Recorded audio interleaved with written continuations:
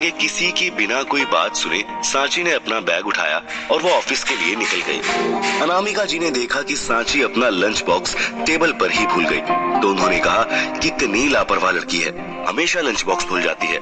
बिल्कुल आप पर गई है सांची के पापा, और आप भी हमेशा इसे लंच पहुंचा देते हैं ना, इसीलिए बिल्कुल आदत बिगड़ गई है इस लड़की की।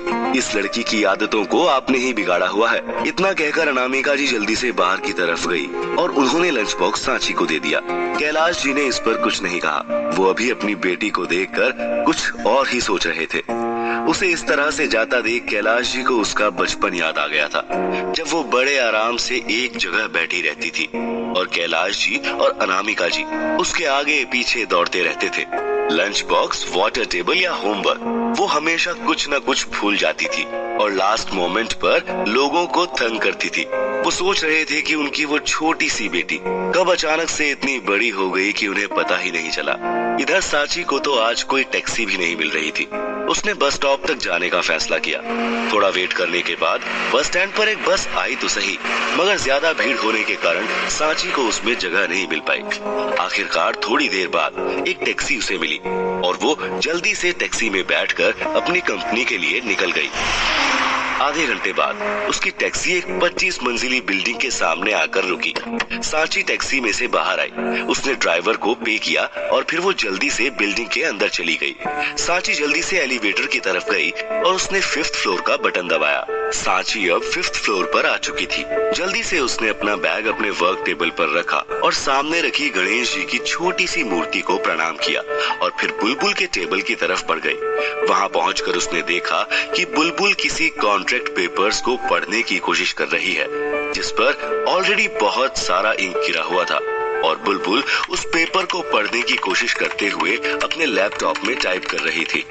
जब बुलबुल ने देखा कि सांची आ चुकी है तो पहले तो उसने गुस्से से कहा, यार कहाँ थी तू, कब से वेट कर रही हूँ तेरा, और तू अब आ रही है। देख अब तो मोस्टली सारे एम्प्लॉयज भी आ चुके हैं, अब मैं क्या करूँ, कुछ करना जल्दी से, वरना आज तो मिस्टर खड़ूस मुझे फायर ही कर देगा। पहले तो वो गुस्से में थी, लेकिन लास्ट में उसकी टोन लगभग गिड़गिड़ाने जैसी हो गई थी।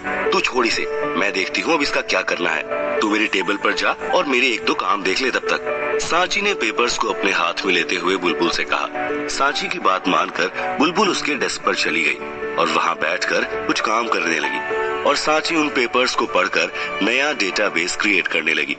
थोड़ी ही देर में शौर्य राजवंश यानी कि पूरे ऑफिस का खड़ूस बॉस आ चुका था। ऑफिस में पहुंचने के साथ सबसे पहले शौर्य बुलबुल के टेबल पर पहुंचा और उसके पीछे पीछे बुलबुल भी अपने डेस्क पर पहुंची।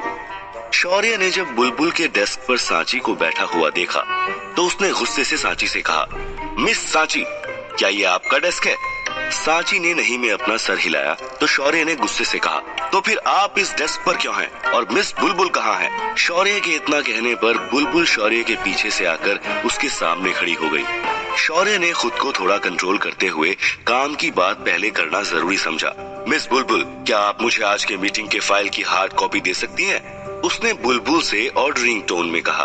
अभी बुलबुल कुछ जवाब दे पाती उससे पहले ही सांची अपनी जगह से खड़ी हुई और उसने कहा, वो मैंने खराब कर दिए। मेरे कहने का मतलब है कि मुझसे वो पेपर्स गलती से खराब हो गए, तो बस मैं उन्हें रीडिजाइन करने की कोशिश कर रही थी। सांची की बात सुनकर बुलबुल ने कुछ कहना चाहा, लेकिन सांची ने उसे इशारा कर शांत रहने को कहा। शौर्य, जो कि ऑलरेडी किसी वजह से अच्छे मूड में नहीं था, उसे सांची का ये लहजा बिल्कुल पसंद नहीं आया और अब उसका गुस्सा सांची पर टूट पड़ा। मिस सांची, क्या आपको पता है कि आज की होने वाली एक इम्पोर्टेंट मीटिंग की डिटेल्स थी उस फाइल में, और तुम इतना काम होकर कैसे कह सकती हो कि वो तुमने खराब कर दिया? Really, I don't need this type of employ in my company.